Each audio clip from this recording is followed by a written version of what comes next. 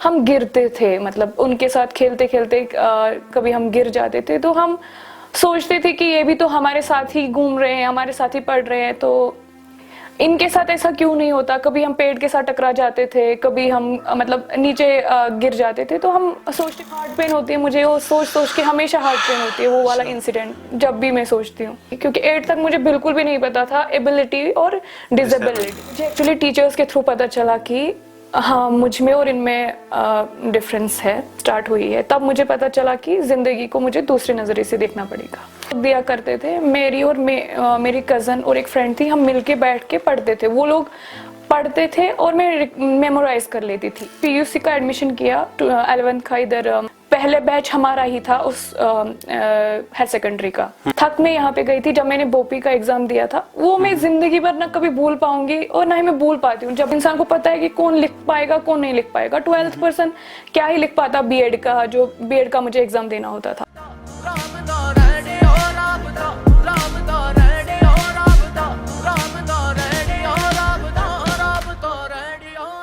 Hi friends, this is Khalid और आप मुझे देख रहे हैं रेडियो राब्ता 90.8 के डिजिटल हैंडल्स पे।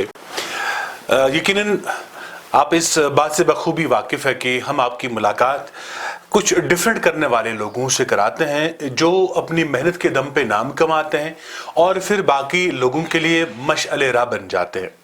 जी हाँ, हम आपकी मुलाकात उन लोगों से करवाते हैं जो अपनी मेहनत के दम पे डिफरेंट करते हैं और फिर बाकी लोगों के लिए मशअले राह बन जाते हैं। आज आपकी मुलाकात हम एक बहुत ही प्यारी और मासूम लड़की से कराने जा रहे हैं। मासूम यानी कि जब वो बोलती है तो बहुत प्यारा बोलती है, और जब इंसान उसके साथ बात करता है तो इंसान का जी चाहता है कि बातें करते ही रहें। मासूमाना अंदाज है बात करने का, लेकिन उसकी जो जिंदगी है वो एक कहानी है, वो एक सीख है। जी हाँ, आज मैं आपका तारुफ, आपकी मुलाकात कराने जा रहा हूँ रूही जान से। रूही जान का ताल्लुक साउथ कश्मीर से है और साउथ कश्मीर के कुलगाम जिले से इनका ताल्लुक है। बचपन से ये बीनाई से महरूम थे और बचपन से ही यानी कि माँ के कोख से ही ये बीनाई से महरूम थी, लेकिन जिंदगी से हार न मानी, जिंदगी के सभी चैलेंजेस को एक्सेप्ट किया, कबूल किया, जिंदगी की सभी तलखियों को कबूल करते हुए ये आगे बढ़ी। और आज इन पे न सिर्फ मुझे, न सिर्फ आपको, बल्कि पूरे कश्मीर को फख्र है। बीनाई से महरूम होने के बावजूद रूही जान ने तालीम कंटिन्यू रखी, तालीम जारी रखी और आजकल JNU दिल्ली में PhD की डिग्री हासिल कर रही है, फिलॉसफर्स डिग्री हासिल कर रही है एजुकेशन के सब्जेक्ट में।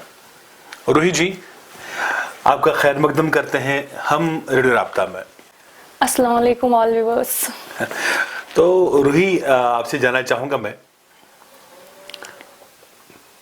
रंग बिरंगी दुनिया, दुनिया के ये कलर्स, तो बचपन कैसा गुजरा? पहले बचपन से आगाज करेंगे। तो जब आपको लगा कि शायद मैं you are different from the other students, आप जब वो बातें करते होंगे कलर्स की, पढ़ने लिखने की। अगर मैं अपने बचपन की बात करूं तो बचपन में तो इतना इंसान को नहीं लगता है कि वो स्पेशली एबल है या फिर एबल है, क्योंकि डिफरेंस नहीं पता थी इस चीज़ के बारे में कि वो अदर पर्सन्स है और मैं अदर हूँ। पर जब मैं उनके साथ घूमने जाती थी, बच्चों के साथ, जैसे मेरे कज़न्स थे या नेबर्स के बच्चे थे, उनके साथ घूमने जाते थे या स्कूल जाते थे, कभी हम गिरते थे, मतलब उनके साथ खेलते खेलते कभी हम गिर जाते थे, तो हम सोचते थे कि ये भी तो हमारे साथ ही घूम रहे हैं, हमारे साथ ही पढ़ रहे हैं, तो इनके साथ ऐसा क्यों नहीं होता। कभी हम पेड़ के साथ टकरा जाते थे, कभी हम मतलब नीचे गिर जाते थे, तो हम सोचने पे मजबूर हो जाते थे कि ये चीज़ें हमारे साथ ही क्यों हो जाती है, इन लोगों के साथ ऐसा क्यों नहीं होता है। तो मुझे लगता है शायद मुझे पता चला कि डिफरेंस है, शायद मैं तब 8th में होंगी, क्योंकि 8th तक मुझे बिल्कुल भी नहीं पता था एबिलिटी और डिसेबिलिटी। एग्जैक्टली। तो 8th जब मेरा एग्जाम का 8th का एग्जाम आया था, बोर्डिंग एग्जाम, तब मुझे पता चला कि डिफरेंस है उनमें और हम में, ऑफ कोर्स। हाँ, तो जब आपको पता चला कि डिफरेंस है, तो फिर मेरा एग्ज़ाम था एक्चुअली बोर्डिंग एग्ज़ाम का, जब मतलब 8 से ही बोर्ड एग्ज़ाम शुरू हो जाता है, जो जेके बोस का था। तो मुझे एक्चुअली टीचर्स के थ्रू पता चला कि हाँ, मुझ में और इनमें डिफरेंस है। तो उन्होंने फॉर्म का फिलअप करने को बोला, जो एग्जामिनेशन फॉर्म वगैरह होता है। उन्होंने उन बच्चों को भेजा जो सो कॉल एबल पर्सन्स थे, उनको भेजा फॉर्म फिलअप करने के लिए, पर मुझे उन्होंने वहीं पे रोक लिया कि बोला तुम नहीं कर सकती हो इस चीज़ के साथ, क्योंकि you can't read and right, तो तुम मतलब आपके लिए हम खुद कुछ अरेंज कर लेंगे, आपको हम डिग्री दिलवा देंगे, 8th की जो पासिंग क्वालिफिकेशन सर्टिफिकेट है वो आपको दिलवा देंगे, पर आप एग्ज़ाम नहीं दे सकती। तो उसके बाद लाइफ की स्ट्रगल एक्चुअली मेरी स्टार्ट हुई थी। मेरी लाइफ की जर्नी जिसे कहेंगे या फिर मेरी लाइफ की स्ट्रगल कहेंगे, वो उस स्टेप से मेरी स्टार्ट हुई है। तब मुझे पता चला कि ज़िंदगी को मुझे दूसरे नज़रिए से देखना पड़ेगा। उससे पहले जब आप स्कूल जाते थे तो आप क्या अल्फाज आप देख पाते थे, या आप रटल लगाते थे अपने जो बाकी क्लासमेट्स होते थे उनसे सुनते थे फिर याद करते थे, या लफ्ज़ों की पहचान इतनी बेनाई थी कि आप अल्फाज को पढ़ पाते या जांच पाते, रिकॉग्नाइज कर पाते? जब मैं नियर अबाउट 6 तक हम लोग मतलब अपने मेरी कुछ कज़न्स थी मेरे साथ ही पढ़ती थी, और कुछ नेबर पर्सन्स भी थे। तो हम लोग क्या करते थे, जब टीचर्स होमवर्क दिया करते थे, मेरी और मेरी कज़न और एक फ्रेंड थी, हम मिलके बैठ के पढ़ते थे। वो लोग पढ़ते थे और मैं मेमोराइज कर लेती थी, और वो मुझे बोलते थे Ruhi this is this and this is that and this is what, मतलब all the alphabet words and characters. Even कि मेरी मम्मी ने मुझे बहुत कोशिश की कि मैं लिख पाऊँ। मम्मी ने मुझे सारे अल्फ़ाबेट्स सिखाए, ए कैसे होता है, बी, मम्मी ने बहुत कोशिश की कि मैं लिख पाऊँ, बट अनफॉर्चुनेटली जो रूल्स होती हैं उस पर कॉपीज़ पे, तो हम उस पर फोकस नहीं कर पाते थे। तो हमें वो नज़र नहीं आते थे और हम डायरेक्शन भूल जाते थे कि हमें किस डायरेक्शन में जाना है, लिख लिख के किस में जाना है। बहुत कोशिश की मम्मी ने की, लेकिन अल्फ़ाबेट्स जो मैंने सीखे वो मैंने मम्मी से सीखे हैं, और बाकी जो मैं पढ़ती थी, होमवर्क करती थी, वो मैं अपने कजन्स के साथ ही करती थी। तो अब चूंकि जब आपने 8th क्लास का एग्ज़ाम दिया और अब आप जान गए कि नहीं मुझे कुछ डिफरेंट करना है, तो उसके बाद कैसे आपने पढ़ाई जो है कंटिन्यू की, और किन किन मुश्किलात का आपको सामना करना पड़ा? पहले तो मैंने 9th का एडमिशन जो हमने किया वो आर्मी गुडविल स्कूल बिहीबाग में किया, बट वो 2 साल भी मेरे ऐसे ही गए। मैं कज़न्स के साथ ही मैं पढ़ती थी, तो वही पढ़ती थी, मैं वही याद करती थी। तब मोबाइल का सिस्टम नहीं, मतलब आया था, बट वो वाले मोबाइल्स नहीं आए थे जिनमें हम रिकॉर्डिंग कर सकते थे और सुन सकते थे। तो जब मैंने 10th का एग्ज़ाम दिया तब भी बहुत सारी दिक्कतों का सामना करना पड़ा। वो प्राइवेट सिस्टम वगैरह का, मतलब प्राइवेट और रेगुलर का सिस्टम था। तो मेरे जो प्रिंसिपल थे उन्होंने हमें, क्योंकि मेरा मैथमेटिक्स थोड़ा वीक था, ब्रेल सिस्टम आया था, बट अनफॉर्चुनेटली ना ही हमारे 8th के स्कूल को पता था ब्रेल के बारे में, और ना ही आर्मी गुडविल स्कूल को पता था ब्रेल के बारे में। यानी आपने ब्रेल सिस्टम ऑफ एजुकेशन से तालीम हासिल नहीं की, आपने नॉर्मल बच्चों के साथ ही तालीम हासिल की? हाँ, मैंने एबल पर्सन्स के साथ ही हासिल की है, जो भी मतलब आज तक इवन। तो 10th में वही इस पे थोड़ा सा कियास हुआ था, एबल और इस पे प्राइवेट और रेगुलर पे। तो फिर at the end of the day उनको हमारा मानना पड़ा, तो हमने फिर इसमें रेगुलर में ही एग्जाम दिया था। वो मेरा मतलब किसी और पे डिपेंड होने का मतलब लास्ट स्टेज था। उसके बाद जब मैंने पीयूसी का एडमिशन किया 11th का, इधर कहाँ हम बोलते हैं इसको, यारीपोरा गर्ल्स हायर सेकेंडरी। वो फर्स्ट टाइम था, तब उसका फर्स्ट ईयर था, मतलब पहले बैच हमारा ही था उस हायर सेकेंडरी का। तो वहाँ भी मुझे, क्योंकि तब हमेशा मेरी मम्मी मुझे साथ रहती थी। आपको तो पता है डैडी मतलब बिजी रहते थे काम वगैरह में, तो डैडी उतना ज़्यादा कंसंट्रेट नहीं कर पाते थे चीज़ों के बारे में, तो हमेशा मम्मी साथ रहती थी। वहाँ हम चले गए तो वहाँ पे एक प्रोफेसर थे, मतलब जिसको हम लेक्चरर कहते हैं, वो थे। उनका नाम डॉक्टर अरशीद है। वो मटन हिटमुट गांव से बिलोंग करते हैं। He was one of the greatest person of my life, जिसने मुझे बहुत कुछ सिखाया है उन 2 सालों में। तो वहाँ पे मैंने एडमिशन किया। फिर मैंने मोबाइल से रिकॉर्डिंग करना स्टार्ट किया, क्योंकि तब तक मैं लोगों के घर घर जाती थी कि मुझे पढ़ना है, मुझे हेल्प करो पढ़ाने में, तुम पढ़ो और मैं सुनूंगी, वैसा सिस्टम चल रहा था। लेकिन इसके बाद मेरी दूसरी स्ट्रगल स्टार्ट हुई कि मुझे दूसरी गर्ल्स को या दूसरे पर्सन्स को बोलना पड़ता था, तुम मेरी रिकॉर्डिंग कर दो, मैं उसको सुन के याद करूंगी फिर हाँ। तो उसके बाद मैंने मोबाइल रिकॉर्डिंग स्टार्ट की। तो यही पास में एक लड़की रहती थी, वो हमेशा आती थी, उसको मैं मतलब बुलाती थी, वो आती थी और उसका नाम नेहा है, वो मेरी रिकॉर्डिंग करती थी पीयूष से लेके ग्रेजुएशन तक पूरी उसने मुझे रिकॉर्डिंग की है। तो उसके बाद मेरा मतलब 12th में भी अच्छे मतलब अल्हम्दुलिल्लाह मतलब अच्छे खासे मार्क्स आए थे, वो भी क्वालिफाई किया। फिर मेरा फर्स्ट ईयर जो स्टार्ट हुआ वो डिग्री कॉलेज कुलगाम में, वहाँ के प्रिंसिपल थे, वो ही was one of the supportive person of my life, उसने मुझे बहुत सपोर्ट किया है। एक्चुअली कि सिस्टम का प्रॉब्लम है, तो इंस्टीट्यूशंस का कोई भी बिल्कुल प्रॉब्लम नहीं है। इंस्टीट्यूशंस में प्रॉब्लम ये है कि अवेयर नहीं होते हैं हमारे टीचर्स, चाहे वो असिस्टेंट प्रोफेसर्स हो, चाहे लेक्चर्स हो, चाहे वो जनरल लाइन टीचर्स हो, अवेयरनेस नहीं है। तब मतलब उस पीरियड में नहीं थे अवेयर हमारे टीचर्स डिसेबिलिटी के बारे में, या उनको नहीं पता चलता था कि हमारे क्लास में कोई डिसेबल बच्चा है जो एजुकेशन ले रहा है। क्योंकि मैं हमेशा अपने कजन के साथ ही रहती थी, हर नेम इज साइमा, तो मैं और वो ग्रेजुएशन तक साथ ही पढ़े हैं। तो ग्रेजुएशन के बाद हम दोनों फिर अलग अलग हो गए हैं। तो जो कॉलेज के प्रिंसिपल है उनका नाम बशीर सर था उनका नाम, एक्चुअली मैं उनको पूरा नाम नहीं जानती। तो उन्होंने मुझे बहुत अच्छे से ट्रीट किया है कॉलेज में, जो भी चीजें मैं उनको बोलती थी प्रोवाइड करने के लिए, उन्होंने कभी ना नहीं किया, हमेशा मुझे सपोर्ट किया। इवन कि आज भी वो मुझे कॉल करके पूछते if you need anything I will provide you. Okay, so this was my college journey. मतलब प्रॉब्लम कॉलेज में ये हुई कि जो हमारा स्क्राइब का सिस्टम है वो बहुत ज्यादा ही मतलब तब बहुत ज्यादा उसके लिए लड़ना पड़ता था। हमें खुद ही यूनिवर्सिटी जाना होता था, खुद ही अप्रूवल करवाना होता था, सब कुछ। मतलब वो बहुत भयानक वाला स्ट्रगल था मेरा लाइफ का। यहाँ पे मैं स्ट्रगल तो काफी है, शायद अगर मैं बयान करने बैठूं तो वक्त कम पड़ जाएगा, लेकिन कभी कभार इंसान थक भी जाता है स्ट्रगल से, और इंसान सोचता है बस बहुत हो गया। शायद कहते ना कि वो कम हिम्मती घेर लेती है।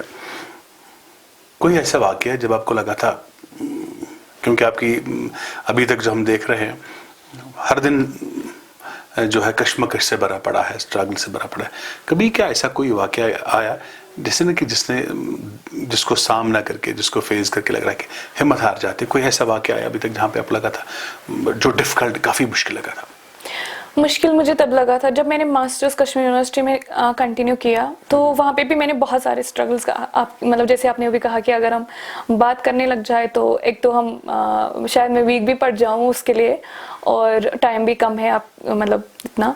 तो मास्टर जब मैंने कंप्लीट किया, अब जो भी स्ट्रगल्स उसमें थी वो भी बहुत ही भयानक थी, बट थक मैं यहाँ पे गई थी। जब मैंने बोपी का एग्जाम दिया था, वो मैं जिंदगी भर ना कभी भूल पाऊंगी और ना ही मैं भूल पाती हूँ। जब भी मुझे वो याद आता है मुझे ना अंदर से एक पिंच जैसा फील होता है कि या शायद कुछ तो गलत हुआ है मेरे साथ। आज भी कुछ गलत हुआ है, मतलब मुझे पता है कि वो मेरे साथ उन लोगों ने उस टाइम नाइंसाफी की है। जो वहाँ का डायरेक्टर था अशरफ ईरानी, आई थिंक समथिंग नाम था उसका।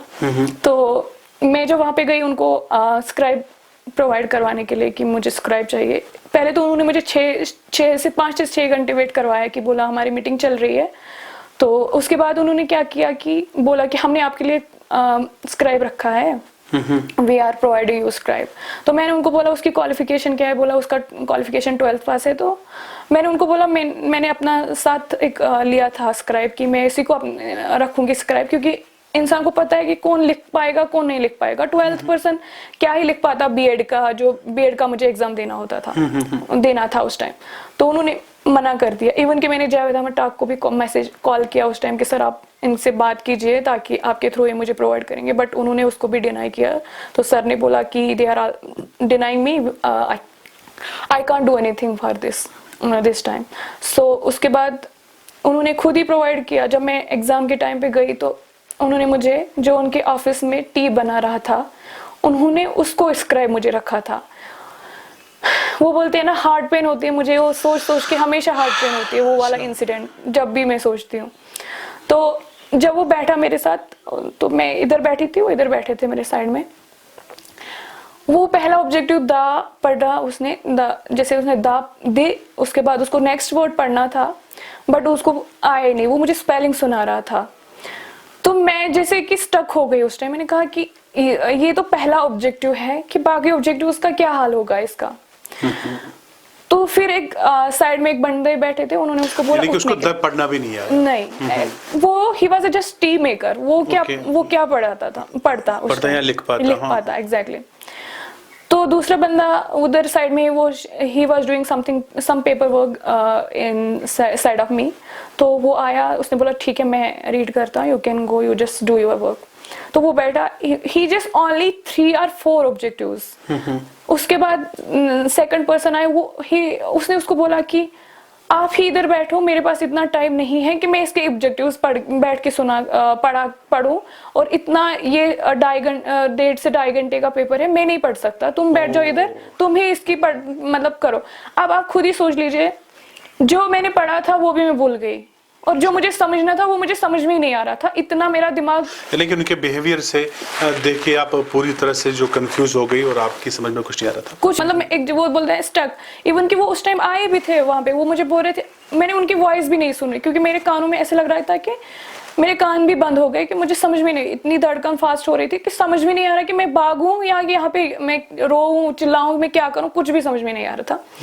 उनकी प्रिंसिपल आई, she didn't say anything to me, she was talking to that person कि what she is doing and all.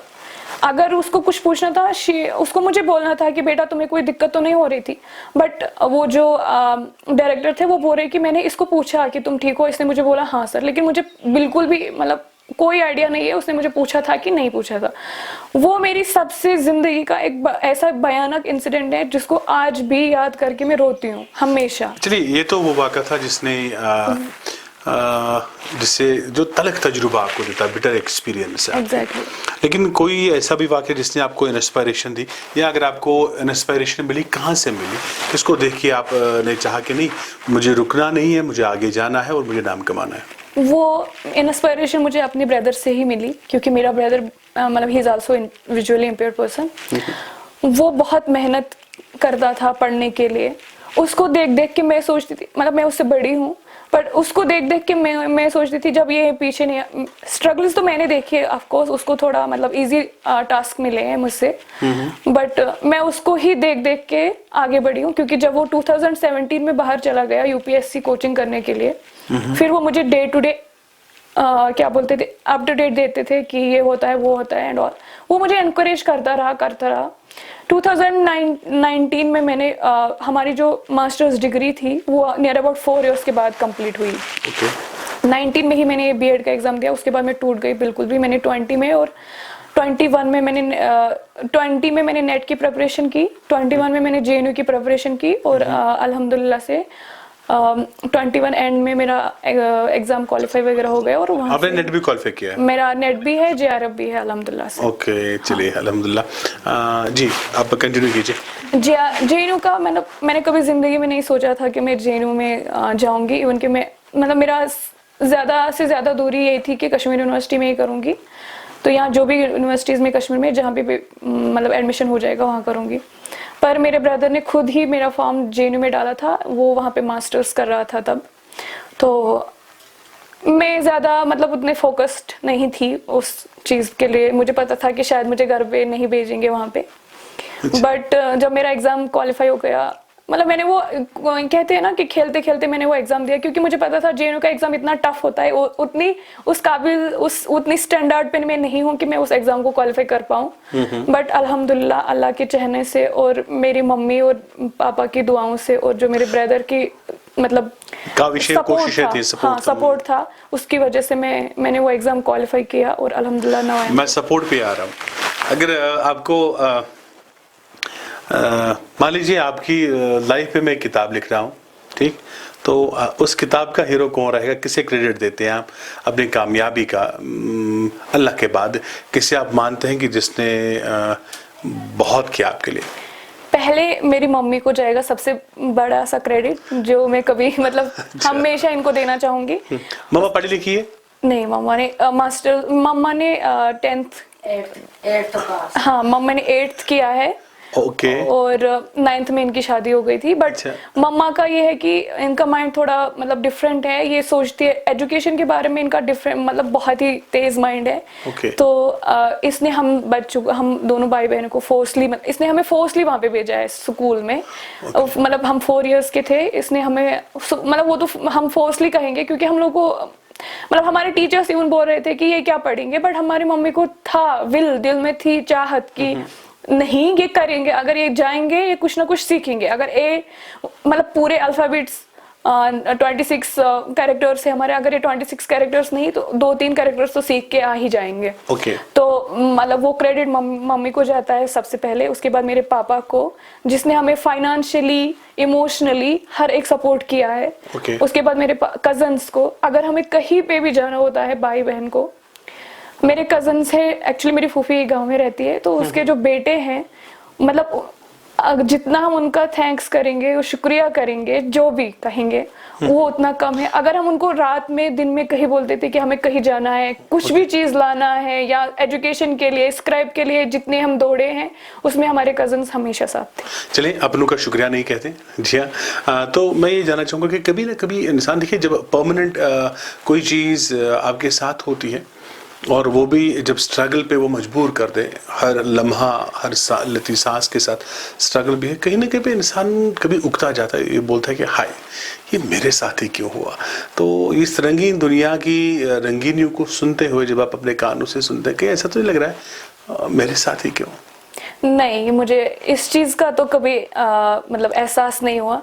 वो बिकॉज ऑफ मेरे मम्मी डैडी, वो आपको मैं बार बार बोल रही हूँ, इन्होंने मुझे ऐसी एक तो तरबियत दी, हाँ परवरिश की, और रंगीन मतलब चीजें तो है ऑफ कोर्स, बट इन्होंने मुझे उससे भी ज्यादा कई चीजें दी है। वो है मेरी तालीम, मेरा जो नेचर है, मेरा जो बिहेवियर है, उसको देख के सब मतलब बोल सकते हैं कि इसके माँ बाप ने इसके साथ कितना कुछ अच्छा किया है। इसलिए मुझे ये सब मतलब लगता नहीं कि मेरे साथ ऐसा ही क्यों है। कभी भी मुझे इस चीज का ख्याल नहीं आया है, क्योंकि मुझे अपने फैमिली मेंबर्स ने इतने अच्छे से रखा है, जो भी डिमांड्स की। चलिए ये जानना चाहूंगा कि अब दिल्ली में इस वक्त पढ़ रही है, फर्स्ट डिग्री आप हासिल करने जा रही है, PhD आप कर रहे हैं JNU में। कश्मीर में भी पढ़ा, यहाँ के और वहाँ के जो एजुकेशनल एनवायरनमेंट है, कहाँ पे आप उसको पा रहे हैं, कितनी डिफरेंस आपको लग रही है? 100% मुझे डिफरेंस लग रही है। बेटर कहाँ पे है? बेटर JNU में ऑफ कोर्स, मतलब आउटसाइड कश्मीर कहीं पे भी है, लेकिन मैंने अब JNU में किया है, तो मैं उसके आपको डिफरेंसेस के तो कुछ टिडबिट्स बताऊंगी। जैसे ही मैं कश्मीर यूनिवर्सिटी में पढ़ रही थी, मुझे वहाँ पे कोई प्रोफेसर नहीं जानते, इवन अब वो मुझे जानते हैं कि वो आपको पता है क्यों, क्योंकि वो वीडियो की वजह से, अब आपकी वजह से भी और जानेंगे। तो उसकी वजह से वो आप जान रहे हैं मुझे। बट जब मैं वहाँ पढ़ती थी, मेरे से कोई इंटरेक्शन नहीं थी उन लोगों की, बिल्कुल भी, मतलब 0% जिसे कहते हैं वो। जब मैं JNU पहुंची,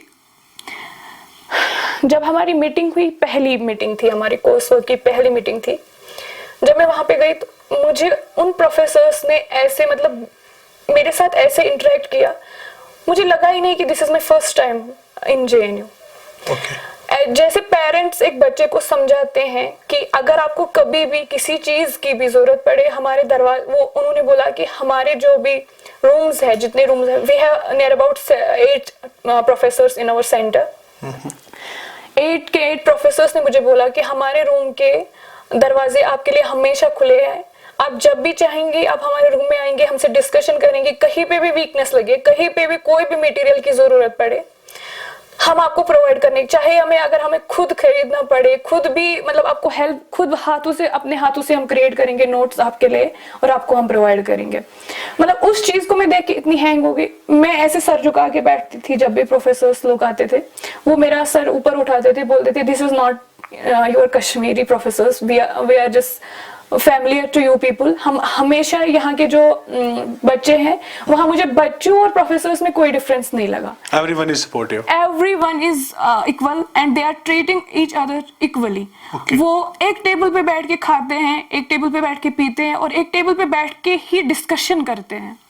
जो मैंने यहाँ कभी नहीं देखा है। इवन कि वहाँ के प्रोफेसर्स, स्कॉलर्स, सीनियर्स जब भी मिलते हैं हाथ पकड़ के लेके जाते हैं हम अपने रूम में, चलो हम वहाँ डिस्कशन करेंगे जो मेरा टॉपिक है। ये जो मैं मतलब दिस इज फर्स्ट टाइम कि इस पे रिसर्च हो रही है, तो उनको मतलब अच्छा लगता है इस टॉपिक पे डिस्कशन करना। तो मुझे लगा कि वहाँ और यहाँ में कितनी डिफरेंस है वो मुझे वहाँ जाके ही पता चला। मेरा जो सुपरवाइजर है, his name is Arvind Kumar Mishra, वो मुझे बिल्कुल अपने डैडी की तरह, जैसे अपना फादर ऐसे हाथ डाल के मतलब रहता है कि वो समझाता है कि मेरे बच्चे आपको ये करना है, फिर ये करना है, ऐसे रहना, वैसे मेरे प्रोफेसर ने मुझे समझाया।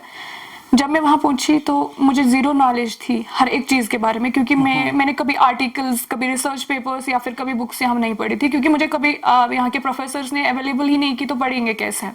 किसी ने कभी समझाया नहीं कि आपको ये पढ़ना है, ये पढ़ के दिखाओ, ये पढ़ के, कभी भी नहीं, नेवर एवर। बट मेरे प्रोफेसर ने मुझे सब कुछ सिखाया। अगर मेरा एवरेज रहता है जब मैं लाइब्रेरी में पढ़ती हूँ, वहाँ की 13 आर्टिकल्स, 13 रिसर्च पेपर्स मैं दिन में पढ़ती हूँ। और उन 13 पेपर्स को मैं समराइज करके सर को दूसरे दिन सेंड करती हूँ कि मैंने इतना पढ़ा है। Now he is also saying me कि Ruhi, you are not that Ruhi which when you come here. जब आप यहाँ आई तब आप दूसरी थी, और जब आप अभी आती हो मेरे कैबिन में, मुझे लगता ही नहीं कि आप वो रूही हो जो आप थी। बिल्कुल, रूही भी बदल गई है। हाँ, एग्जैक्टली, वो मुझे बोलते हैं। चलिए, मैं आपसे ये भी जानना चाहूंगा कि फ्यूचर प्लान्स क्या है आपके?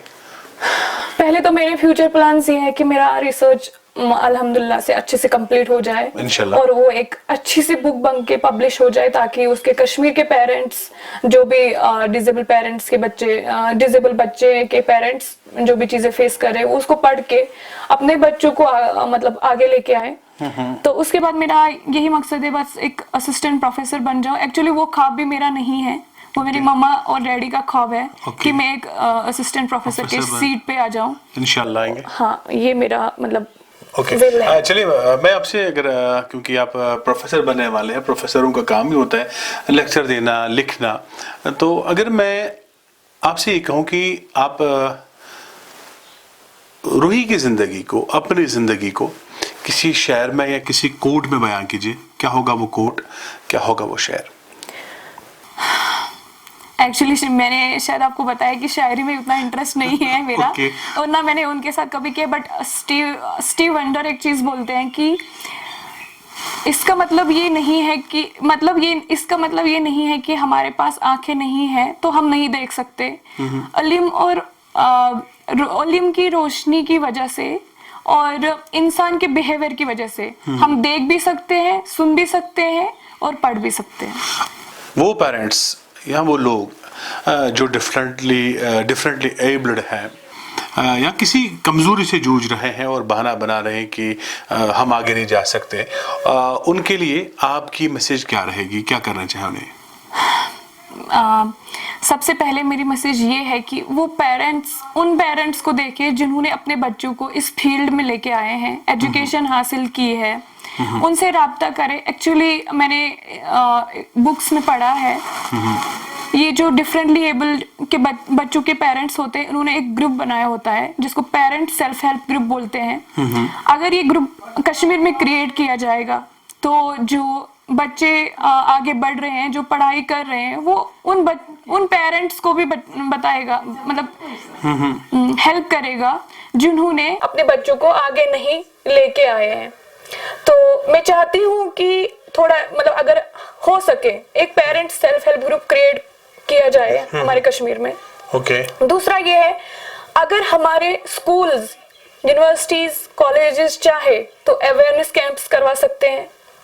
अगर हमारी कश्मीर की गवर्नमेंट चाहेगी वो भी अवेयरनेस कैंप्स यहाँ, मतलब यहाँ के जो प्रोफेसर्स है या अदर प्रोफेसर्स है, इनको छोड़ के बाहर से अगर वो डेलीगेशंस मंगवाएंगे जिन्होंने इस सक्सेस को अचीव किया है, जो ये सक्सेस इन बच्चों को दे रहे हैं। We have number of organisations, associations in our India, not only in association organisations, we have Delhi university, JNU university, Jamia Millia university, even की AMU university, Hyderabad university, we have number of universities, Kolkata university, जो disable बच्चों को बहुत ही अच्छे से तालीम provide करते हैं। Okay. पेरेंट्स को बुला के बहुत अच्छे अवेयरनेस कैंप्स करवाते हैं, जो मैंने कश्मीर में कभी नहीं देखे हैं। मैं चाहती हूँ कि अगर वो करवा सकते हैं, अगर हमारी गवर्नमेंट इसमें हेल्प कर सकती है, हमें ये सब मतलब इस चीज में हेल्प कर सकती है ये अवेयरनेस कैंप्स में, तो कश्मीर में बहुत ही ज्यादा चेंज आएगी और जो पेरेंट्स चाहते हैं कि उनके बच्चे आगे आए वो भी आगे आ जाएंगे। रूही जी, दिल तो चाह रहा है कि आप की जो बातें हैं सुनते रहें और बाकी लोग भी इससे इंस्पायर होंगे, तो लेकिन क्या करें, time is time. Exactly. Waits for none. वक्त किसका इंतजार नहीं करता और वक्त की कदर करनी चाहिए।